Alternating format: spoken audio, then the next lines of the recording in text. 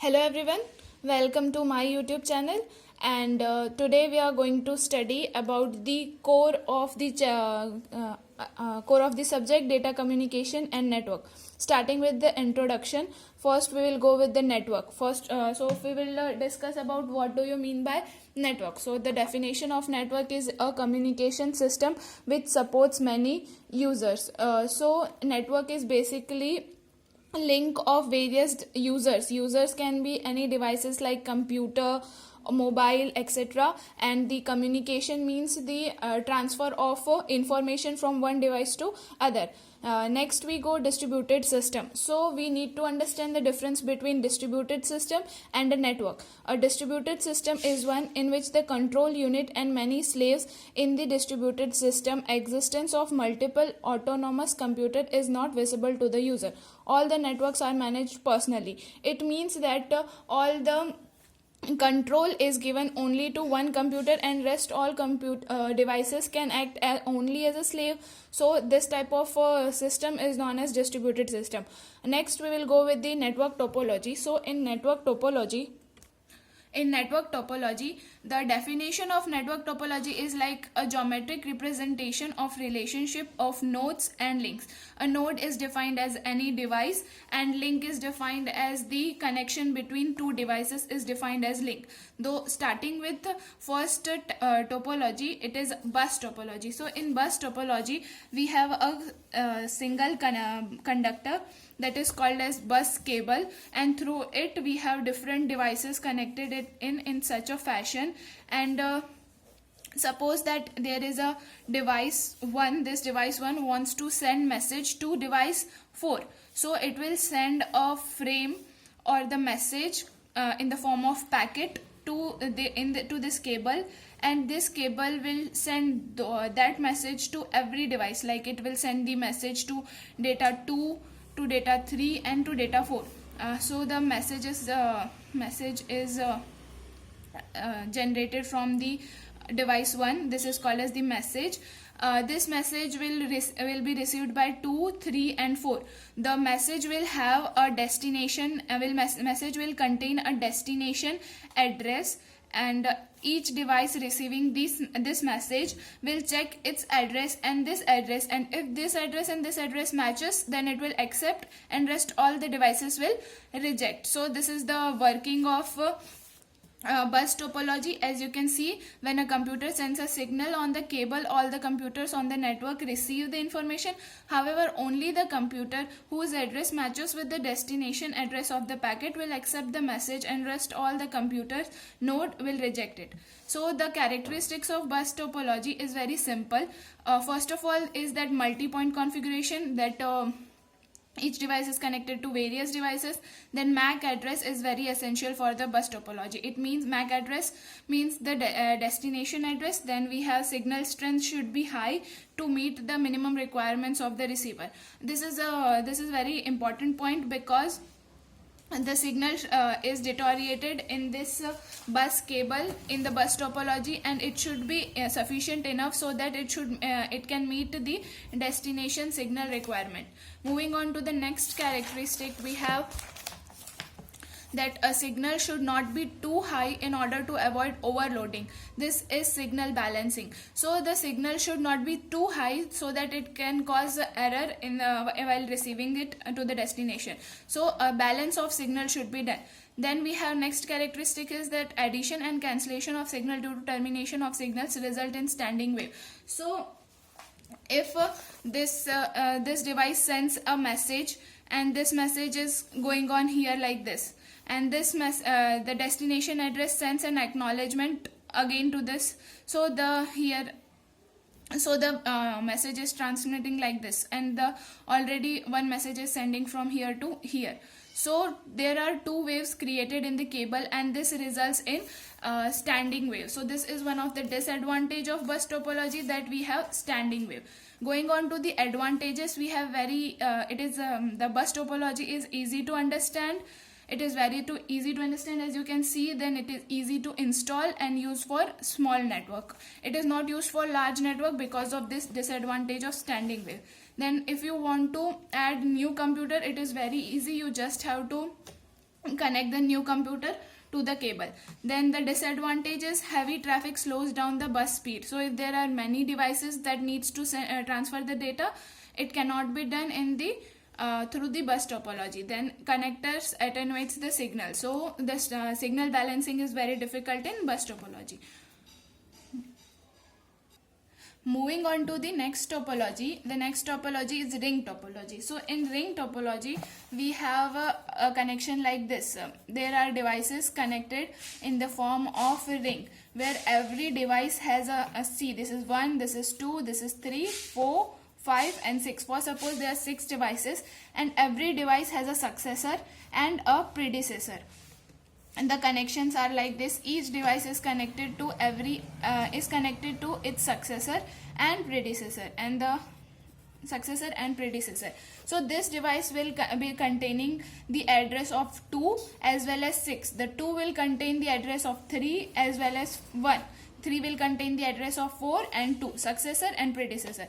If a token message in this, the working is explained through the fact that token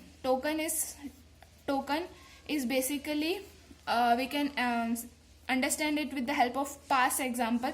Token can be expressed as pass, which is passed to or which is transmitted to this whole topology, and whoever device wishes to transmit the signal accepts this token and it modifies it. It adds the destination address and the data what it wants to transmit, and then again transmits the token. For suppose if 5 wants to transmit some data to 1, then this token will be generated by 1. It will pass to 2. It does not want to send any message, so it will pass to 3. 3 also does not want to transmit anything, so it will pass to 4. 4 will also transmit it to 5, but 5 wants to transmit, so it will accept the token. It will modify it. It will add destination address and data to the destination address and data to the token, and then it will send the token again to the ring. So 6 will check if this destination address and its destination address matches, and if it does not matches, it forwards it. And 1 will check yes it's the same, then it will send, then it will accept it, and it will generate new token. So this is the working of ring topology. The characteristics are this: each computer is connected to the new computer in the ring, and each device retransmitted what it receives from the previous network. Token networking is done. A token is passed around the ring until a computer wireless to send an information. As I have already explained these topics, that computer modifies the token, adds the destination address and data, and resends the token again. Each computer receives the modified token and retransmits it until the device whose address matches with the packet is found. So one more case will be there. See, if 5 wants to send some data to device A, but A is not present in this whole ring topology. So what will happen, that ring will pass, the token will not pass for infinite times, but the token will pass to what? 2, 3, 4, and when it comes again to the sender, this token will be discarded. Then acknowledgement message is passed to the receiver. Acknowledgement is done in ring topology. This was not done in bus topology. The equal number of repeaters are present and transmission is unidirectional.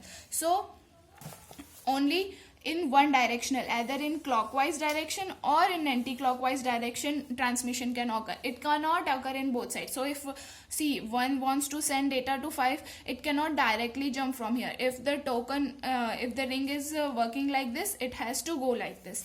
Then we have advantages. Every computer gets equal access to the token. No standing waves are produced. So the disadvantage of bus topology is overcome here.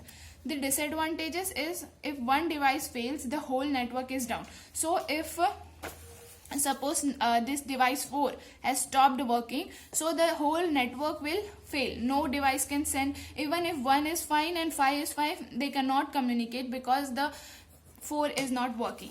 So this is the basic disadvantage. Troubleshoot is difficult because if there is an error, we have to check each and every device where the fault occurs. And expansion is difficult because we have to connect a new device to two more computers. So these are the various disadvantages of ring topology.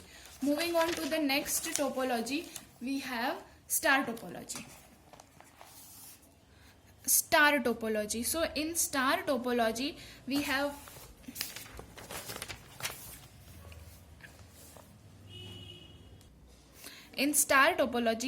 a central device which is also called as hub, and it is connected to every other device. These are the various computers or the devices that needs to communicate, and this is a central hub. So in central hub, every device is connected to this central hub, and if one wants to send the data, it will pass it to central hub. Hub will send the same packet to every device, and the device whose address matches with the destination address of the packet which is sent by one, then it will accept, and rest all will reject it, that is terminate the message. So this is the working of star topology. Then there are two types, broadcast and switched. So in broadcast, as I mentioned, that the message will be transferred to it will be broadcasted, that means it will be sent to every device. But in case of switched hub, the message will only be transmitted to the destination hub. So if one wants to send data, the hub will check the destination address, and it will transfer to the to 4 only. But in case of broadcast, it will send the data to all the devices. Then we go with the disadvantages. So in disadvantages, dependency on central hub. So the whole network processing depends on the central hub. If the hub fails, then whole of the network fails. Requirement of central device, we need to expense on the central device. Then cabling cost is more because every device needs to be connected to the central hub. Then we have moving on to the next topology, we have mesh topology. So in mesh topology, every device is connected to, and this is very complicated topology, and so I am doing only 4. Every device is connected to every other device. So if one is connected, this is 1, this is 2, this is 3, and this is 4. One needs to be connected to 2, one needs to be connected to 3, one needs to be connected to 4. 2 needs connected to be 1, 2 needs to be connected to 3, 2 needs to be connected to 4, 3 needs to be connected to 1, 2 and 4. 4 needs to be connected to 1, needs to be connected to 2 and 3. So this is very complicated network. Extra cables are required, and the one advantage is point to point communication, that is dedicated links are there. If one wants to send data to 2, it will direct send it. It will require less amount of time. But if we want to add new device, then we have to connect it to 1 as well, 2 as well, 3 as well, and 4 as well. So cabling cost increases, connection troubleshooting is difficult. These are the various disadvantages as mentioned. Every computer is physically connected to every other computer with point to point dedicated link. Dedicated link means that cable is present or available all the time for the two devices. For n devices, cables are n into n minus 1 by 2. This is the formula, and it can be asked in MCQ type of questions. Then there are n minus 1 input output ports. Advantages: high reliability because of dedicated links. Then robust security and privacy is high because only point to point connection are there. Diagnosis is easy because if the diagnosis is easy. If the device 2 is not receiving an error, we have to just check the 4 lines through which 2 is connected. So diagnosis is easy. Disadvantages is cabling cost is more and hardware requirement is high. Moving on to the next topology, we have tree topology. So in tree topology, computers are connected to the secondary hub, and the number of secondary hubs are connected to the central hub. The central hub is active hub which contains a repeater. So in tree topology, we have this we have a central hub. This is the main device, and there are various small connections, like this is the secondary hub, and in secondary hub the devices are connected. This part works in similar fashion as that of the star topology, and then this if this computer, this is 1 and this is secondary hub 2, it is connected to A, B and C. If one wants to send data to C, one will pass the message to secondary hub. Secondary hub will check. If it is not, then it will pass to central hub. Central hub will check, send it to everyone, and this will receive. It will then broadcast, and C will matches.